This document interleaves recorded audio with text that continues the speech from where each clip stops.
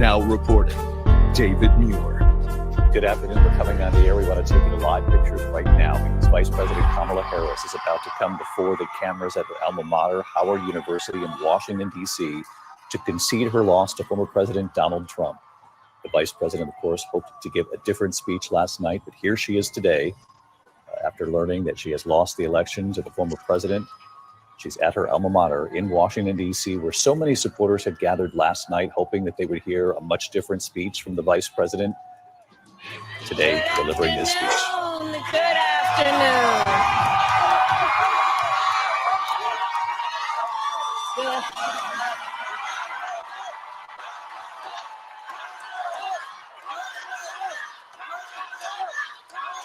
Good afternoon, everyone. Good afternoon.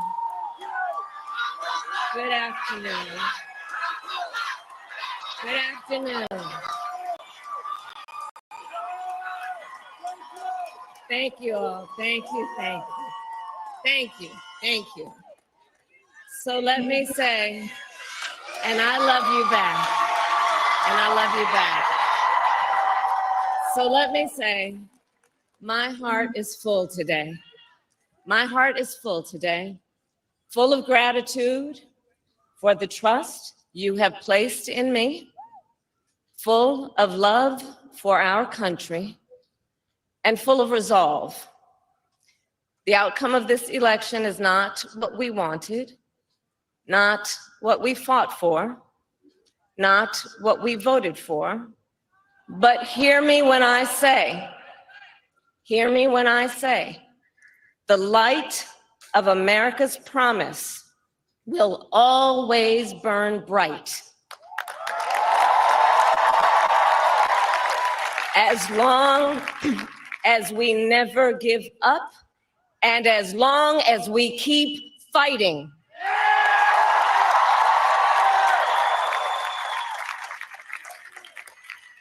To my beloved Doug and our family, I love you so very much. To President Biden and Dr. Biden, thank you for your faith and support. To Governor Walz and the Walz family, I know your service to our nation will continue. And to my extraordinary team, to the volunteers who gave so much of themselves, to the poll workers and the local election officials, I thank you all. Look, I am so proud of the race we ran and the way we ran it. Over the 107 days of this campaign, we have been intentional about building community and building coalitions, bringing people together from every walk of life and background, united by love of country with enthusiasm and joy in our fight for America's future. And we did it with the knowledge that we all have so much more in common than what separates us. All people, a fight for the ideals at the heart of our nation, the ideals that reflect America at our best. That is a fight I will never give up.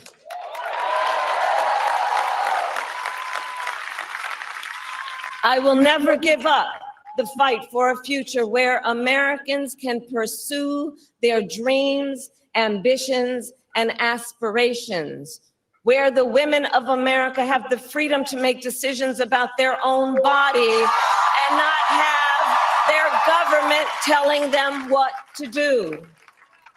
We will never give up the fight to protect our schools and our streets from gun violence.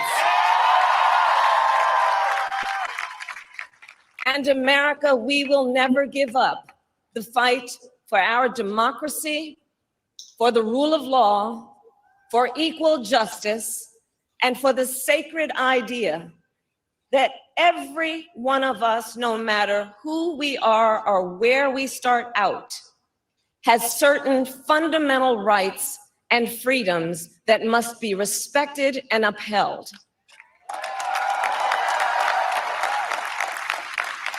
Young people who are watching, it is, I love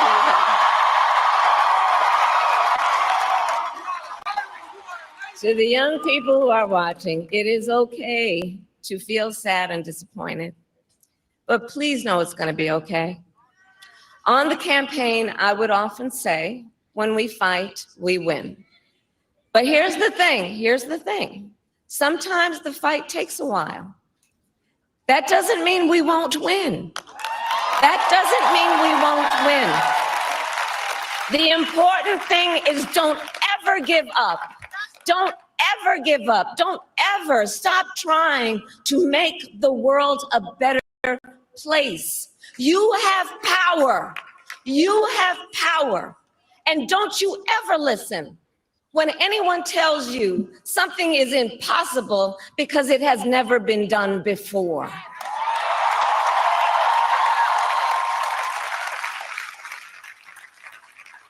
You have the capacity to do extraordinary good in the world. And so to everyone who is watching, do not despair. This is not a time to throw up our hands. This is a time to roll up our sleeves. This is a time to organize, to mobilize, and to stay engaged for the sake of freedom and justice and the future that we all know we can build together. Look, many of you know I started out as a prosecutor, and throughout my career, I saw people at some of the worst times in their lives. People I thought she said she started out as a prostitute. And great pain. And yet found within themselves the strength and the courage and the resolve to take the stand, to take a stand, to fight for justice, to fight for themselves, to fight for others. So let their courage be our inspiration. Let their determination be our charge. And I'll close with this. There's an adage an historian once called a law of history, true of every society across the ages. The adage is, only when it is dark enough can you see the stars. I know many people feel like we are entering a dark time, but for the benefit of us all, I hope that is not the case.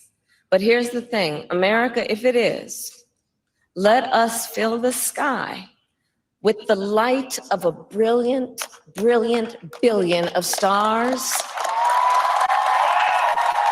The light of optimism, of faith, of truth, and service.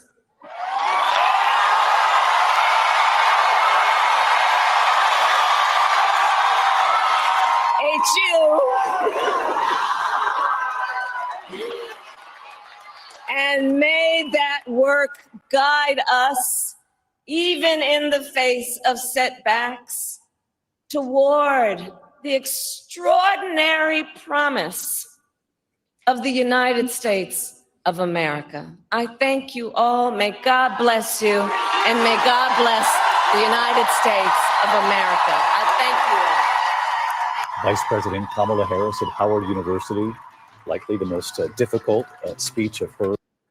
Now, as you see, she go out there with her and Doug.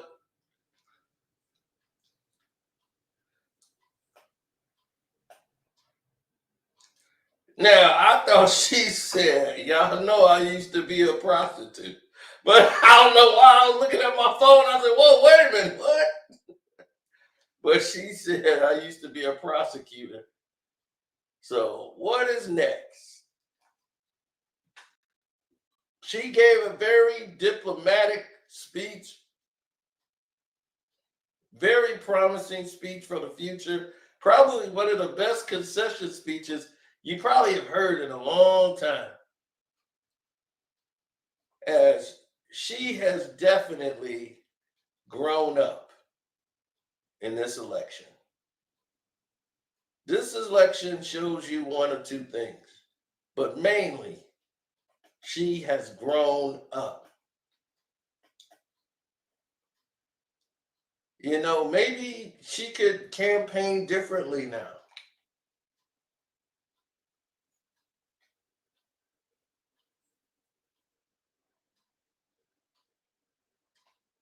You know, that's what I'm thinking. To guide the country, or to be in a situation where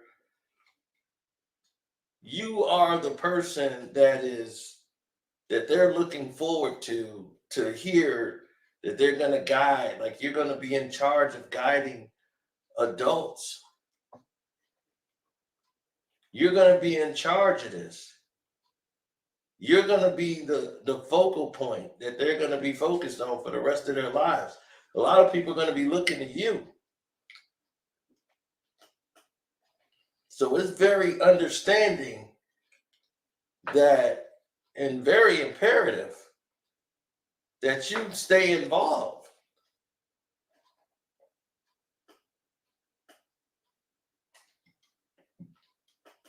Because now, you know, a lot of people didn't vote for you because they didn't trust you. Now, what's going to happen with that?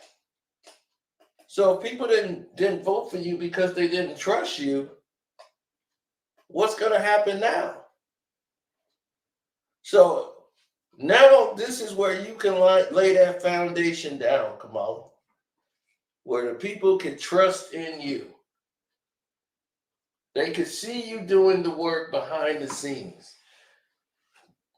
They can see you for the first time stand up and be something that they could be proud of.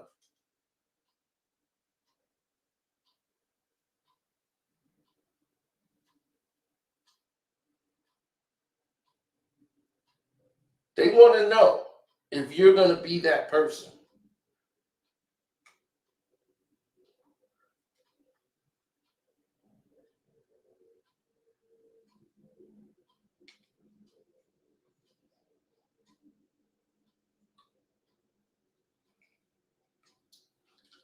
I remember when this whole thing started,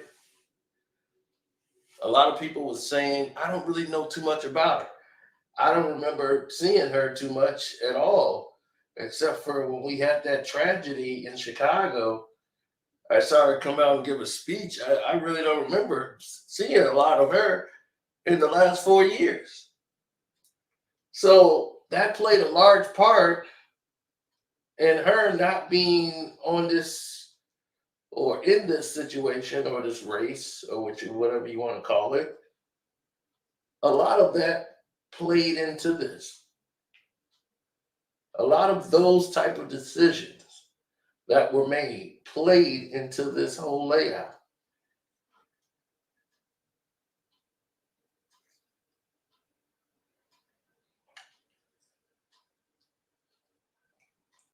Now, granted,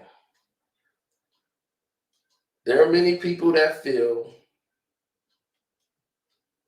this is going to go a certain way that other people don't like, don't respect. And they're going to think in their minds, this is the best thing for me. A lot of people are going to say that. But she's not going to be the president anymore. For all those people who were happy to see Kamala lose, okay. You got your wish. Trump's in there now. So now you're up to bat. So if you're not hitting home runs, if you're not doing what you're supposed to do, I just want everybody to have the same energy you got for Kamala now.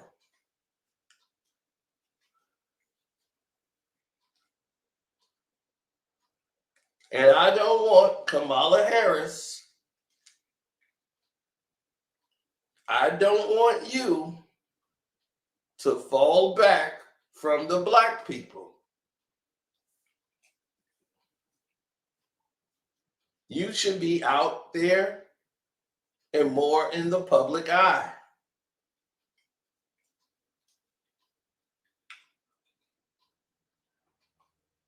Don't abandon the black folks because you didn't get elected. It's because they didn't know you. They didn't trust you. So you don't have trust with the black community.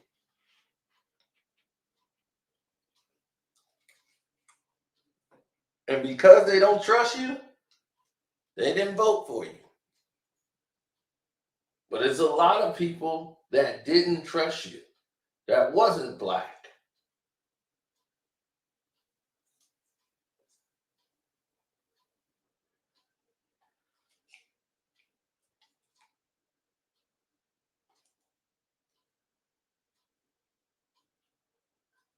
So it was very telling.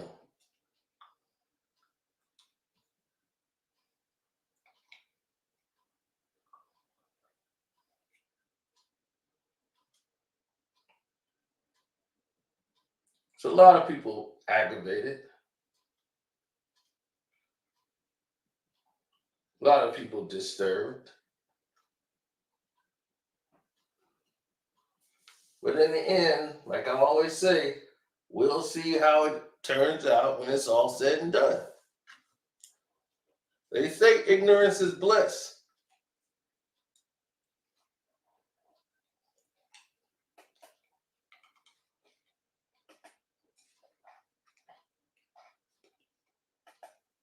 And to my One Crack News brothers,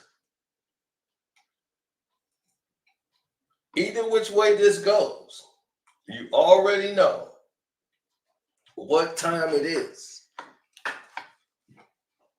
You can't depend on election to save you alone. So election is your protection. As I always say, are you ready to die?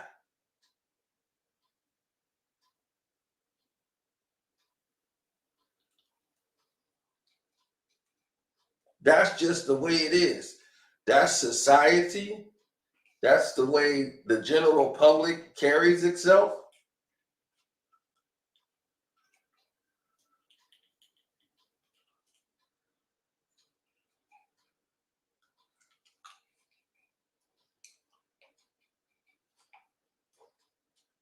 Absolutely. At this rate, you can count out nothing. Always know that. But your involvement is equally important.